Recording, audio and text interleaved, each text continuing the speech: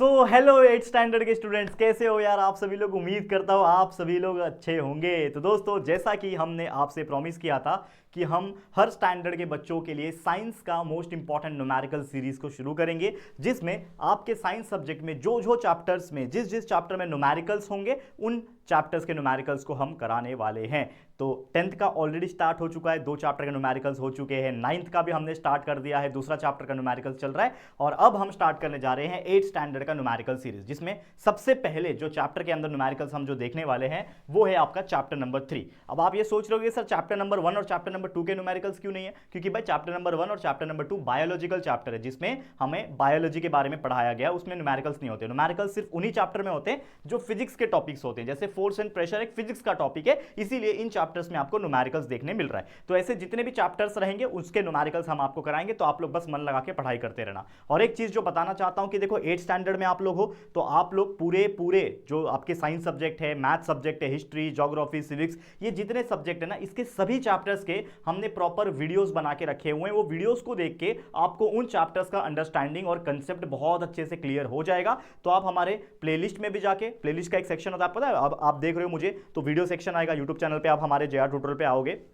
तो एक आएगा आपका होम के बाद वीडियो सेक्शन, उसके बाद आपका आएगा लाइव के बाद प्लेलिस्ट। तो प्लेलिस्ट वाले सेक्शन में जब जाओगे उसमें स्क्रॉल करोगे तो आपके स्टैंडर्ड के हिसाब से, वैसे तो हर स्टैंडर्ड के हिसाब से, सब्जेक्ट के हिसाब से फोल्डर्स बने और उन फोल्डर्स में आपके वीडियो से, तो ये तरीके से आप अपना 8 स्टैंडर्ड का कोई भी सब्जेक्ट का कोई भी चैप्टर का लेक्चर वीडियोस देख सकते हो। दूसरा तरीका यह है कि अगर आप 8 में हो तो सिंपली टाइप करो, यूट्यूब के सर्च बटन पे जाओ और टाइप करो 8 standard science chapter 1 by JR tutorial, या फिर मैथ्स पढ़ना है तो 8 standard maths chapter 1 by JR tutorial. तो ऐसे जो भी चैप्टर पढ़ना रहेगा वो चैप्टर का नाम डाल के बाय JR ट्यूटोरियल लास्ट में लिख देना, आपको हमारे वीडियोस देखने मिल जाएंगे सर्च करके, ठीक है। तो आप उसको देख के लेक्चर 1, लेक्चर 2, लेक्चर 3 करके सारे वीडियोस को देख के कंप्लीट कर लेना। तो मन लगा के पढ़ते रहना, क्योंकि मैं चाहता हूं जो अभी फर्स्ट सेमेस्टर एग्जाम जो काफी नजदीक आ चुका है उसमें आपके अच्छे मार्क्स निकालने हैं, ये मैं चाहता हूं। तो उम्मीद करता हूं सभी बच्चे बहुत अच्छे मार्क्स निकालेंगे, ठीक है। और अगर आप हमारे YouTube के अलावा हमारे साथ हमारे ऐप के ऊपर, हमारा JR ट्यूटोरियल्स का ऐप है, आपको पता है कि नहीं पता है तो जाके प्ले स्टोर से डाउनलोड कर लो। हमारा JR ट्यूटोरियल का ऐप है, वहां से अगर आप हमसे एकदम प्रॉपर पढ़ना चाहते हो, प्रीमियम तरीके से पढ़ना चाहते हो, तो हमारा एक प्रथम बैच वहां पे चल रहा है, जो कि एक पेड कोर्स है। अगेन उसका बहुत ही अफोर्डेबल प्राइस है, इतना अफोर्डेबल है कि यार आप सोच भी नहीं सकते कि इतने कम प्राइस में कैसे मिल रहा है। तो पूरा चीज पढ़ा रखा है वहां पे, सारी चीजें अवेलेबल है आपको, साथ में notes and practice test paper भी अवेलेबल है वहां पे। तो प्लीज एक बार चेक कर लेना, अगर आपको अच्छा लगे, अफोर्डेबल लगे तो जरूर से परचेस कर लेना, ठीक है। तो प्ले स्टोर में जाओ, डाउनलोड करो ऐप को और उसके अंदर लॉग इन हो जाओ और पेड कोर्स के अंदर जाके चेक कर लो जाके, ठीक है। चलिए आ जाते हैं आज के टॉपिक पे। तो न्यूमेरिकल्स हम देखना जा रहे हैं यहां पे। तो हमारे लिए आज का जो पहला न्यूमेरिकल्स है वो होने वाला है the area of the bottom of the tiffin box is 0.25 meter square. अब टिफिन बॉक्स जो होता है आप जानते ही हो, तो टिफिन बॉक्स का शेप कौन सा होता है? तो अगर आपको नहीं पता तो कोई भी टिफिन बॉक्स अगर आप देखोगे तो उसका शेप क्यूबॉइडल होता है, ठीक है ना, इस प्रकार से उसका शेप होता है, करेक्ट है, सभी लोग ने देखा होगा। ये समझ लो ऐसा कुछ शेप होता है टिफिन बॉक्स का। तो ये टिफिन बॉक्स है मान लो। अब ये टिफिन बॉक्स का जो नीचे का जो पोर्शन है, टिफिन बॉक्स का मतलब ये नीचे वाला जो पोर्शन है, इसका हमें क्या दिया है? एरिया दे रखा है। मतलब ये समझ लो, मैं अगर येलो कलर का इसमें अगर मैं पेंट कर दूं, ठीक है, तो ये जो एरिया होगा इसका हमें एरिया बॉटम ऑफ द, ये बॉटम है ना, नीचे का पार्ट है ना, ये हमारा टिफिन बॉक्स के ये नीचे का पार्ट है, ठीक है। तो उसका हमें क्या दे रखा है बच्चा? एक सेकेंड, हो गया। इसका हमें क्या दे रखा है? एरिया दे रखा है। तो एरिया के लिए देखो, सबसे पहले अगर आपको नहीं पता, पहली बार न्यूमेरिकल देख रहे हो, तो न्यूमेरिकल का मतलब होता है ऐसे ऐसा क्वेश्चन जिसमें मैथ्स भी दिया होता है, यानी कि हमें इसको सॉल्व करना होता है, वर्ड प्रॉब्लम टाइप का होता है ये, ठीक है ना। साइंस के अंदर मैथ्स पढ़ना होता है। तो सबसे पहले ना गिवन लिखने का। गिवन का मतलब क्या होता है कि क्या दिया है, जो चीज दिया है उसको बस देखो क्वेश्चन में से और लिखो और फिर उसके बाद सॉल्व करो। तो सबसे पहले हमें क्या दिया हुआ है, तो यहां पे अगर आप देखोगे तो हमें दिया है area of bottom of tiffin box is, यानी क्या दिया है? एरिया दिया है। तो हमें क्या दिया है? सबसे पहले एरिया, और एरिया को हम लोग ए से भी लिखते हैं, ए इज इक्वल टू एरिया, और कितना दिया है? 0.25 मीटर का स्क्वायर, ये हमें दिया हुआ है। आगे बोल रहा है उसका वजन, वेट जो है उस टिफिन बॉक्स का वो 50 न्यूटन का है। तो वेट के लिए हम लोग ऐसा लिखेंगे, ठीक है ना, वेट, ठीक है, समझ में आ रहा है। और यहां पे जो वेट होगा, ठीक है ना, ऑब्वियसली जो area of bottom of tiffin box इतना है, वेट उसका कितना है? 50 न्यूटन का वेट दिया है, करेक्ट है। क्या दिया है उसका वेट? 50 न्यूटन का दिया है, करेक्ट है, ठीक है ना। तो ऑब्वियसली जो उसका वजन रहेगा वही खुद के ऊपर क्या लगा रहा है? वो फोर्स लगा रहा है, क्योंकि ये चैप्टर क्या है? Force and area, force and pressure chapter का नाम है। तो ये जो वेट है it is nothing but the force. तो फोर्स का वैल्यू है हमारे पास 50 न्यूटन का। न्यूटन हमेशा उसका यूनिट होता है फोर्स का। हमें पूछा है calculate the pressure exerted by the box on the shelf, ठीक है ना, मतलब ये जिसके ऊपर रखा होगा, जैसे मान लो कि ये जो है ये किसी के ऊपर रखा है, ये टिफिन बॉक्स जो है ये किसी शेल्फ के ऊपर, ये शेल्फ है आपका, कोई लकड़ी का शेल्फ होगा उसके ऊपर रखा है, तो ये टिफिन बॉक्स के वजन के कारण कितना ज्यादा ये क्या करेगा, प्रेशर लगाएगा इसके ऊपर। तो कहीं ना कहीं ये फोर्स एक्ट हो रहा है यहाँ पे, ये टिफिन बॉक्स क्या कर रहा है, इसके ऊपर फोर्स लगा रहा है। इसके लिए हमने जो उसका वजन होगा वही फोर्स के तौर पे लिया, जो कि 50 न्यूटन का। और हमें क्वेश्चन पूछा है कि ये टिफिन बॉक्स की वजह से कितना प्रेशर लग रहा है, क्योंकि अगर मैं कोई हाथ के ऊपर ये सामान रख दूं, जैसे बिना समझ लो ये टिफिन बॉक्स है, कोई है क्या कुछ मेरे पास, रिमोट है मेरे पास, चलो ये मेरे पास एक रिमोट है, ये हाथ है मेरा, समझ लो ये शेल्फ है, शेल्फ के ऊपर मैंने टिफिन बॉक्स रख दिया, तो टिफिन बॉक्स के रखने की वजह से ये जहां पे भी रखा है उसके ऊपर एक प्रेशर लग रहा होगा, तो वही प्रेशर यहाँ पे हमें कैलकुलेट करना है। तो क्या है फॉर्मूला प्रेशर का, प्रेशर का फॉर्मूला क्या होता है, वी नो दैट, हम लोग को पता है, हमें पहले निकालना क्या है, प्रेशर निकालना है, लिख दो, निकालना क्या है, प्रेशर, प्रेशर जिसको पी कहा जाता है, क्वेश्चन मार्क है, ठीक है। वी नो द फॉर्मूला, हमें फॉर्मूला पता है, we know that pressure is equal to force upon area. ये हमने पढ़ाई किया हुआ इस चैप्टर को, अगर आपने देखा है वीडियो तो हमको पता है कि प्रेशर का जो फॉर्मूला होता है वो होता है फोर्स अपॉन एरिया। फोर्स कितना दिया हुआ है, सॉरी पहले शॉर्ट फॉर्म में लिख देते हैं, P is equal to F upon A, इसको ऐसे भी लिख सकते हैं। तो P का वैल्यू कितना दिया है, प्रेशर का वैल्यू नहीं पता मुझे, निकालना है। फोर्स का वैल्यू कितना है भाई, 50 न्यूटन का, अपॉन एरिया का वैल्यू कितना है, 0.25, ठीक है, फोर्स अपॉन एरिया। अब इसको सॉल्व कर लो। अब अगर आप देखोगे नीचे कितना है, 0.25 है, ठीक है ना, ध्यान से देखना, ये पॉइंट के बाद 25 मतलब 2 जीरो है। तो अगर मुझे इसको पॉइंट को हटाना है, ये 50 को मैं ऐसे लिख सकता हूँ, 50 को ऐसे ही लिखूंगा, लेकिन ये पॉइंट 0.25 है, लेकिन ये पॉइंट मुझे अच्छा नहीं लग रहा, मुझे यहाँ से पॉइंट हटाना है।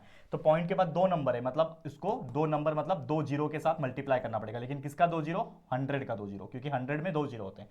अगर पॉइंट के बाद एक ही नंबर होगा तो 10 से मल्टीप्लाई करने का, पॉइंट के बाद 2 नंबर है तो 100 से मल्टीप्लाई करने का, पॉइंट के बाद 3 नंबर है तो 1000 से, मतलब जितना जीरो उसमें रहेगा उसके 10 के मल्टीपल्स में उसको मल्टीप्लाई करने का। अब यहाँ मैंने 100 लिखा है, मतलब ये एक्स्ट्रा लिखा है ना, तो उसको बैलेंस करने के लिए ऊपर भी 100 लिखना पड़ेगा, ठीक है। तो ऊपर भी 100 से मल्टीप्लाई किया तो 50 मल्टीप्लाई बाय 100 इज 50, और 2 जीरो आ गए, और ये 0.25 जब 100 से मल्टीप्लाई हो जाएगा तो पॉइंट हट जाएगा, बचेगा सिर्फ 25, 025 बचेगा, वैसे पॉइंट हट गया तो 025 बचेगा, जीरो का कुछ वैल्यू होता नहीं है, इसके लिए 25 हो जाएगा, समझा।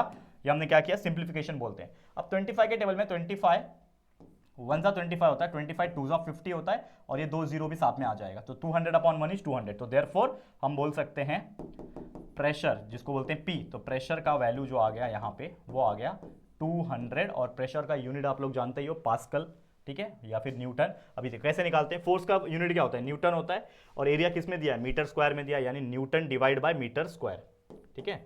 तो न्यूटन पर मीटर स्क्वायर होता है, और आप लोग सभी लोग जानते हैं न्यूटन पर मीटर स्क्वायर को ही पास्कल कहते हैं, ठीक है। तो ये भी उसका आंसर सही है, ऐसे भी लिख सकते हो, या तो directly pressure is equal to 200 pascal, ऐसा भी लिख सकते हो, दोनों का मतलब सेम है, ठीक है। समझ में आया, तो इतना डिटेल में आपको एक्सप्लेन कर दिया कि आपको देख के मजा आ गया होगा, ठीक है, समझ में आया। तो ये था हमारा आज का पहला न्यूमेरिकल। तो ऐसे और एक 2 न्यूमेरिकल हमें देखना है, तो इस तरीके से सॉल्व करते हैं न्यूमेरिकल्स को, और एग्जाम में एक क्वेश्चन तो डेफिनेटली आता है, तो अगर आ गया तो बहुत अच्छा। और ये चीज मैं आपको इसलिए भी पढ़ा रहा हूँ न्यूमेरिकल्स, क्योंकि मैं आपको ट्रेन करना चाहता हूँ, क्योंकि 9th और 10th में काफी न्यूमेरिकल्स है, और 10th का जो न्यूमेरिकल्स है वो तो आप कैसे भी पार कर लोगे, लेकिन असली खेल होता है जब 10th के बाद आप लोग 11th स्टैंडर्ड में साइंस स्ट्रीम में एडमिशन लोगे, जिसमें पूरा फिजिक्स और पूरा केमिस्ट्री अलग अलग सब्जेक्ट पढ़ना पड़ता है, ले मोटी मोटी बुक होती है, उसमें 50% से ज्यादा न्यूमेरिकल्स होता है, तो कैसे सॉल्व करोगे। तो इसके लिए अभी से प्रैक्टिस करो न्यूमेरिकल्स के, जितना हो सके अच्छा रहेगा आपके लिए। चलो अगला क्वेश्चन चलते हैं। अगला क्वेश्चन है the area of a tip of a screw is 0.5 meter per second square. तो सबसे पहले जो दिया है लिखेंगे हम लोग, गिवन बोलते हैं हम लोग।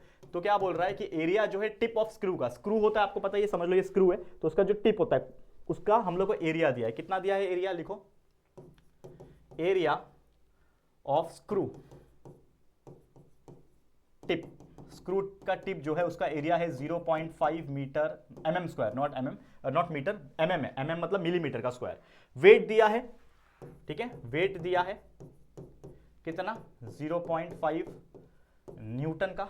आगे बोल रहा है कैलकुलेट द प्रेशर, अगेन फिर से क्या निकालना है, प्रेशर निकालना है। Pressure is equal to question mark, वो भी पास्कल में निकलेगा, एक्सर्टेड बाय स्क्रू। तो सबसे पहली बात क्या दिया है, एरिया दिया हुआ है, ठीक है, ए दिया हुआ है, ठीक है, वेट दिया हुआ है, मतलब फोर्स दिया हुआ है आपको, तो निकालते हैं, ठीक है। वेट का मतलब क्या है, ये जो भी चीज़ है जब ये वेट अप्लाई कर रहा है तो वो उसका फोर्स ही हुआ ना, तो weight is nothing but force आपको दिया हुआ है।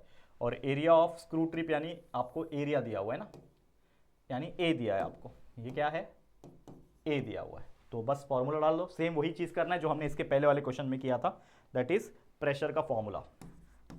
We know pressure is equal to force upon area. Force कितना है यानी वेट कितना है 0.5 न्यूटन डिवाइड बाय एरिया है 0.5 मिलीमीटर स्क्वायर। हाँ, एक जो गलती हमने की है या फिर उसको आप सुधार सकते हो, क्या करना होता है देखो मैं आपको बताता हूँ। ये मिलीमीटर में दिया है, इसके पहले हमने जो क्वेश्चन सॉल्व किया था वो मीटर में दिया था, अगर आपको याद है तो, ठीक है ना। मिलीमीटर में और मीटर में फर्क होता है। तो आपको कोई भी चीज जब मिलीमीटर में दी होती है तो हमें मीटर में करना है, तो उसको 10⁻³ से मल्टीप्लाई कर दो। कैसे बताता हूं। अब जैसे कि आपको पता है 1 मीटर में 1000 या फिर चलो 100 सेंटीमीटर होता है, ये तो आप जानते हो 1 मीटर में 100 सेंटीमीटर होता है, ठीक है। 1 सेंटीमीटर में 10 मिलीमीटर होता है, तो अगर 100 सेंटीमीटर है तो उसको भी 10 से मल्टीप्लाई करना पड़ेगा, यानी इन शॉर्ट 1 मीटर का मतलब हो गया 1000 मिलीमीटर। समझ गया। तो अगर 1 मीटर को हम बोले तो उसके अंदर 1000 मिलीमीटर आएगा। तो अगर मुझे 1 मिलीमीटर का वैल्यू निकालना है तो मुझे क्या करना पड़ेगा, ये 1000 को इसके डिवाइड में भेजना पड़ेगा, तो 1 डिवाइड बाय 1000 हो जाएगा इज इक्वल टू 1 मिलीमीटर का वैल्यू आएगा। तो अगर मुझे किसी चीज को मिलीमीटर के फॉर्म में लिखना है, मतलब उस वैल्यू को मुझे 1000 से मल्टीप्लाई डिवाइड करना पड़ेगा। तो 1000 से डिवाइड करना का मतलब 1000 मतलब क्या होता है 10⁻3। 1000 का मतलब क्या होता है 10⁻3, यानी 1 को, यानी जो भी वैल्यू रहेगा, 1 नहीं, एग्जांपल के तौर पे बोल रहा हूं, कोई भी यहां पे वैल्यू रहे उसको 10⁻3 से डिवाइड करना पड़ेगा। लेकिन हमने लॉ ऑफ इंडाइसेस पढ़ा 8th स्टैंडर्ड में, या फिर आपने अभी पढ़ा होगा इस चैप्टर में, या फिर 7th में भी आपने पढ़ा होगा। तो ये 10⁻3 है, अगर मैं इसको ऊपर लेके आऊं तो ये बन जाएगा 10⁻⁻3। यानी अगर मैं कोई भी वैल्यू हो मेरे पास, जैसे 1 है, तो उसको 10⁻⁻3 से मल्टीप्लाई करूं तो वो वैल्यू मिलीमीटर में कन्वर्ट हो जाती है। वही इतना सारा मैं समझाया आपको। तो बस आपको अभी क्या करना है, देखो ध्यान से क्या करना है। ये आपका मिलीमीटर में दिया है, लेकिन हमको मिलीमीटर नहीं चाहिए, हमको मीटर चाहिए, क्योंकि कभी भी यूनिट बहुत इंपॉर्टेंट रोल प्ले करता है। तो ये 0.5 है ना, इसको मुझे मिलीमीटर से मीटर में बनाना है। तो बस क्या करना है, वो 0.5 को 10⁻³ से मल्टीप्लाई कर दो और लिख दो मिलीमीटर, ठीक है।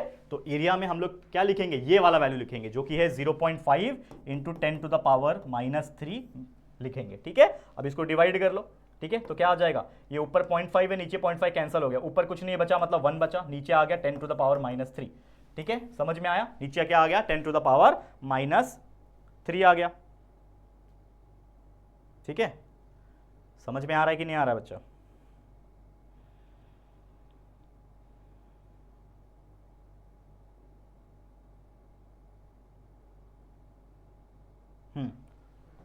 हाँ, एक और चीज, सॉरी, यहाँ पे एक करेक्शन है जो कि मैंने नहीं बताया आप लोगों को, छोटा सा और करेक्शन कर लेना, अभी रियलाइज हुआ मुझे।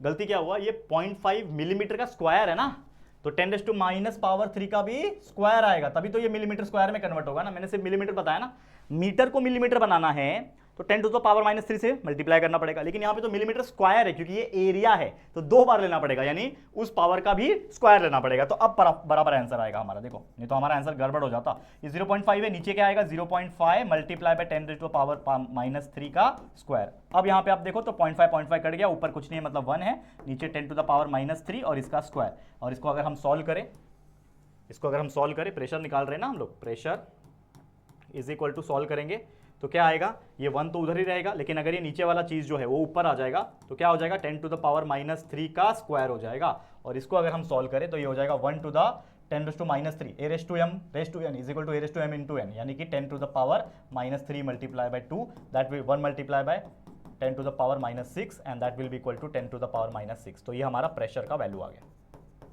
तो pressure is equal to 10⁻⁶। Unit क्या होता है, न्यूटन पर मीटर स्क्वायर होता है, लेकिन इसको हम पास्कल में लिख सकते हैं डायरेक्टली, जैसा क्वेश्चन में हमें पूछा है, क्योंकि 1 न्यूटन पर मीटर स्क्वायर का मतलब पास्कल ही होता है। तो pressure is nothing but 10⁻⁶ pascal. This is the perfect answer, ठीक है। समझ में आ गया। तो इस तरीके से हमने ये आंसर निकाल दिया, आप देख सकते हो कितना ईजी है, ठीक है। क्लियर है, हाँ, निगेटिव नहीं आएगा, पॉजिटिव आएगा। देखो बहुत छोटी छोटी मिस्टेक हो रही है आज मेरे से, इसको हटा देना,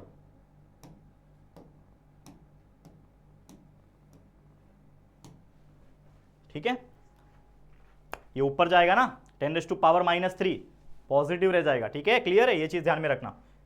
इसको एक स्टेप यहीं बढ़ा लेते हैं ना, ठीक है। अब ठीक है 10⁻⁶ पास्कल, ठीक है। छोटी छोटी गलतियां हो जाती है बच्चा, माफ करना, ध्यान नहीं दिया मैंने। ठीक है, एक आखिरी क्वेश्चन आज के दिन का, ठीक है, आखिरी क्वेश्चन इस दिन का। Calculate the relative density of iron if the density of water is, दिया हुआ है डेंसिटी ऑफ वाटर, ये तो बहुत इजी क्वेश्चन है। पहले ईमेल लिखते हैं, क्या बोल रहा है, density of iron, density of water हमें दिया हुआ है। डेंसिटी के लिए हम लोग पता है आपको क्या करते हैं, रो लिखते हैं, लेकिन डायरेक्ट में लिख रहा हूँ density of water is equal to 1000 kg per meter cube, ठीक है, कोई दिक्कत नहीं यहाँ तक। And the density of iron is 7.85 into 10 to the power 3 kg per meter cube, ठीक है। पूछा क्या है, रिलेटिव डेंसिटी, ठीक है ना, पता है ना फॉर्मूला क्या होता है, रिलेटिव मतलब वाटर से रिलेट करने का उसको, और कुछ नहीं। Relative density of iron is equal to question mark. तो रिलेटिव डेंसिटी का टॉपिक इस चैप्टर में हमने पढ़ा हुआ है। तो कोई भी चीज का रिलेटिव डेंसिटी क्या होता है, उस चीज का density divide by the density of water, जिसको हम लोग रिलेटिव डेंसिटी बोलते हैं। तो हमारा फॉर्मूला हो जाएगा, we know that relative density of iron की बात हो रही है, तो उसका फॉर्मूला हो जाएगा कि जिसका रिलेटिव डेंसिटी निकालना है उसका डेंसिटी ले लो, यानी डेंसिटी ऑफ आयरन ले लो, और उसको डिवाइड कर दो डेंसिटी ऑफ वाटर के साथ, ठीक है। समझ में आ रहा है, बहुत सिंपल है। चलो, तो क्या हो जाएगा relative density of iron, density of iron कितना है, डेंसिटी ऑफ आयरन हमने निकाल रखा है जो कि 7.85 इंटू 10 टू द पावर 3। नीचे आपका क्या है, डेंसिटी ऑफ वाटर, जिसका वैल्यू है 1000, ठीक है, 1000 kg per meter cube. 10 to the power 3 और 1000 दोनों का मतलब सेम होता है, तो कट गया पूरा का पूरा, क्या बच रहा है, सिर्फ और सिर्फ 7.85, ठीक है। तो देयरफॉर लास्ट में आप लिख सकते हो फाइनली जो रिलेटिव डेंसिटी ऑफ आयरन होगा, इसका वैल्यू आ गया 7.85। This is the final answer. और आप बोलोगे सर इसका यूनिट क्या है, तो इसका कोई यूनिट नहीं होगा, क्यों, क्योंकि ऊपर नीचे दोनों डेंसिटी है ना, तो डेंसिटी का जो यूनिट होगा अपॉन डेंसिटी का यूनिट, दोनों कैंसिल हो गया, तो there is no unit for relative density, ठीक है। तो this is the final answer. Correct है, क्लियर है, समझ में आ गया। तो बस यही था दोस्तों आज का पहला लेक्चर ऑफ न्यूमेरिकल सीरीज, जिसमें हमने 3 इंपॉर्टेंट न्यूमेरिकल्स देखे। लेकिन इस चैप्टर का एक और न्यूमेरिकल वीडियो लाऊंगा मैं, अगला वीडियो लेक्चर नंबर 2 होगा, उसमें और भी 2-3 न्यूमेरिकल्स है इस चैप्टर के जो कि बहुत ज़्यादा इंपॉर्टेंट है, उसको भी हम देखेंगे और उसको भी कंप्लीट करा लेंगे। तो फिलहाल आज के लिए इतना ही। इसी के साथ ये वाला वीडियो हमारा पहला वीडियो होता है एंड। ऐसे और भी वीडियोज़ के लिए बस हमारे इस साथ बने रहना, प्यार बनाए रखना, और वीडियो पसंद आ रहा है, हमारी मेहनत पसंद आ रही है तो प्लीज़ वीडियो को लाइक करना। आपको इसके अलावा और भी किसी चीज़ की जरूरत है तो let me know in the comment section, comment section आपके लिए खुला हुआ ही है, फटाफट से वीडियो लाइक करो। चैनल पे फर्स्ट टाइम आए तो चैनल को सब्सक्राइब करो जितना हो सके, और अपने दोस्तों के साथ जो भी आपके 8th स्टैंडर्ड के फ्रेंड्स हैं, हमारे लेक्चर वीडियोस हो, चाहे वो 1 शॉट रिवीजन वीडियोस हो, चाहे वो न्यूमेरिकल सीरीज हो, पहले के RCC video revision crash course के वीडियोस भी प्रेजेंट है, आरसीसी वीडियो बोलते हैं हम लोग उसको, सर्च करके तो आपको मिल जाएगा। ये सारे चीज़ों के लिए हमारे चैनल पर बने रहना, सब्सक्राइब करना, अपने सभी दोस्तों के साथ, जितने भी आपके फ्रेंड्स हैं उनके फ्रेंड्स हैं, सब तक हमारे सभी वीडियोज़ को जरूर से शेयर करना। और पहली बार चैनल पर आए हो तो प्लीज़ हमारे चैनल को सब्सक्राइब करके बेल आइकन को प्रेस कर देना, ठीक है दोस्तों। चलो फिर जल्दी मिलेंगे एक और न्यू वीडियो में, तब तक के लिए थैंक यू and goodbye.